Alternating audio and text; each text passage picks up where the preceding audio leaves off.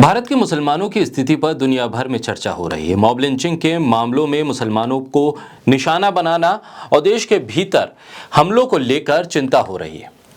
एक तरफ देश की सत्तारूढ़ पार्टी मुसलमानों के साथ आने की बात कर रही है और कह रही है कि 2024 से पहले मुसलमानों को पार्टी के करीब लाना है।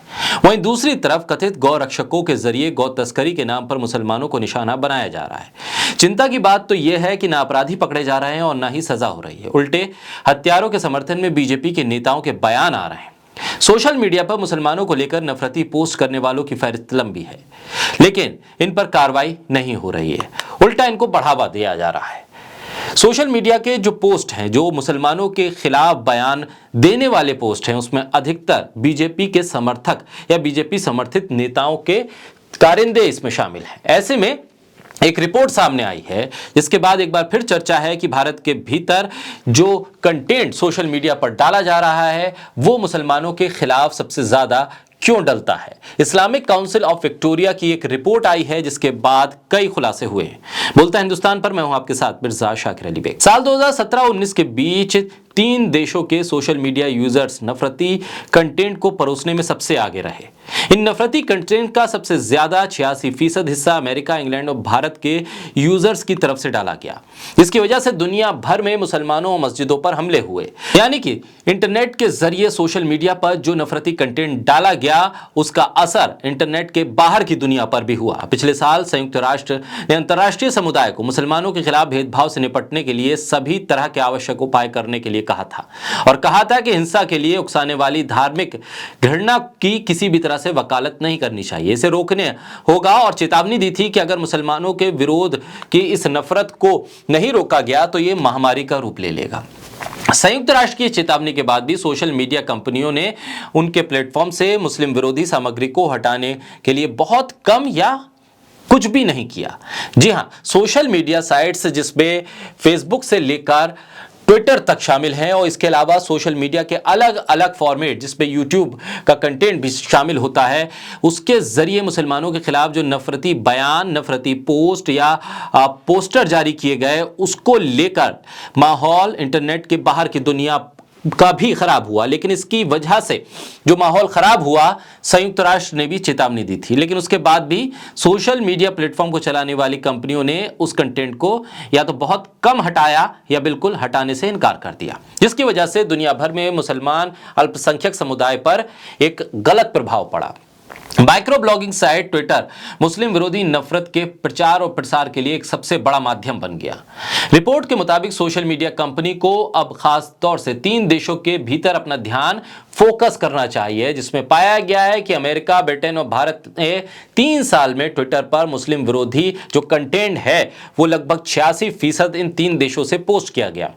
इस्लामिक काउंसिल ऑफ विक्टोरिया ने 2017 और 2019 के बीच 24 महीने की अवधि के दौरान लगभग 4 मिलियन मुस्लिम विरोधी पोस्ट को रिसर्च किया है, उस पर अध्ययन किया है। आईसीवी ने इस रिपोर्ट में वैश्विक स्तर पर मुसलमानों पर ऑनलाइन और ऑफलाइन दोनों तरह के हमलों को लेकर रिसर्च रिपोर्ट जारी की है।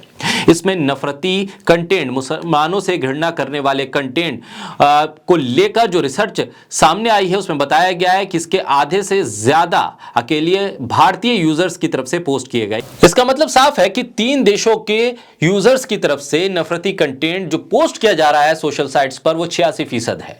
अकेले भारत की तरफ से जो इस तरह का नफरती कंटेंट यहां के यूजर्स की तरफ से पोस्ट किया जा रहा है वो इस 86% का आधा है, यानी कि 50% जो यूजर हैं भारतीय वो नफरती कंटेंट को पोस्ट कर रहे हैं। मुसलमानों के खिलाफ सबसे ज्यादा पोस्ट भारत से होते हैं जो 8 लाख से ज्यादा बताए गए हैं। वहीं दूसरे नंबर पर अमेरिका है जहां से मुसलमानों के खिलाफ सबसे ज्यादा पोस्ट होते हैं और तीसरे नंबर पर इंग्लैंड है जहां से मुसलमानों के खिलाफ सबसे ज्यादा नफरती कंटेंट पोस्ट किया जाता है और चौथे नंबर पर कनाडा है जहां से 36,902 पोस्ट सामने आए। नाइजीरिया 5वें नंबर पे है, यानी कि नफरती कंटेंट परोसने के मामले में भारत सबसे ऊपर है।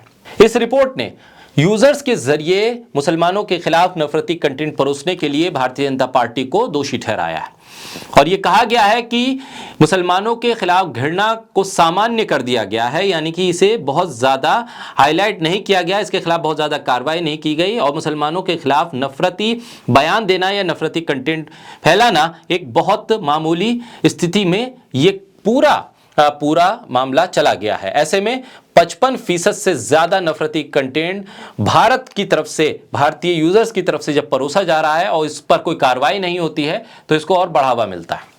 इसके अलावा आईसीबीआर ने कई भारत सरकार के कानूनों की तरफ भी इशारा किया जिसके जरिए मुसलमानों के विरोध को बल मिला है। ऐसे में सीए नागरिकता कानून को लेकर भी सवाल उठाए गए हैं इस रिपोर्ट में।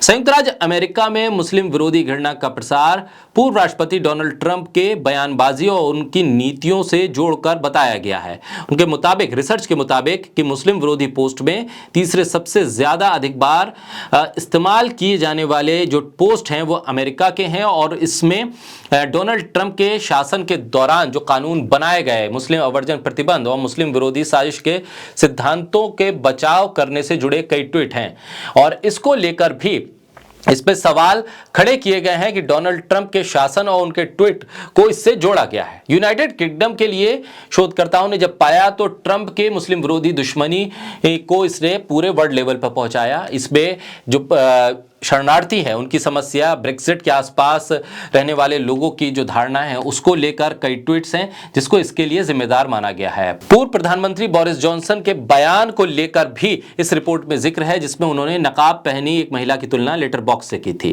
कुल मिलाकर 3 देशों को लेकर मुस्लिम विरोधी सामग्री का विश्लेषण किया गया है और इसमें यह पाया गया है कि मुसलमानों के खिलाफ जुड़ी हिंसा, मुसलमानों के साथ हो रहे अत्याचार को लेकर जो कंटेंट है वो इन 3 देशों से सामान्यता सबसे ज्यादा आता है और इस पूरे कंटेंट में मुसलमानों को पोर्ट्रेट किया जाता है एक दुश्मन के तौर पर। यह बताया जाता है कि मुसलमान आएंगे तो शरिया थोप देंगे दूसरों पर और मुसलमानों को लेकर उनके धार्मिक जो रीति रिवाज हैं उससे भी जोड़ के बताया जाता है। साथ ही भारत में हिंदुओं के सामने एक डर मुसलमानों का पैदा किया जाता है। हलाला जैसी प्रथाओं को सामने रख के बताया जाता है कि कितने अमानवीय तरीके से इस्लाम काम करता है। इन तमाम चीज़ों के जरिए मुसलमानों के खिलाफ एक धारणा बनाने की कोशिश होती है। इस रिपोर्ट में यह भी बताया गया है कि किस तरह से सिर्फ 14% ही मुस्लिम विरोधी ट्वीट्स को हटाया गया है, लेकिन ये बहुत अधिक संख्या नहीं है।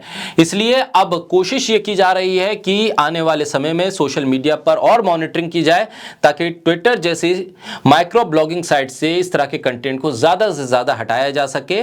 इस रिपोर्ट के आने के बाद कई चिंताएं और खड़ी हुई हैं और दुनिया भर में मुसलमानों के प्रति हो रही हिंसा पर सवाल खड़े हो रहे हैं। ट्विटर, गूगल और मेटा के साथ तमाम वो साइट्स जहां पर किसी भी तरह से इस्लामोफोबिया या मुसलमानों के खिलाफ कंटेंट को बढ़ावा दिया जा रहा है उस पर लगाम लगाने की बात भी इस रिपोर्ट में कही गई है।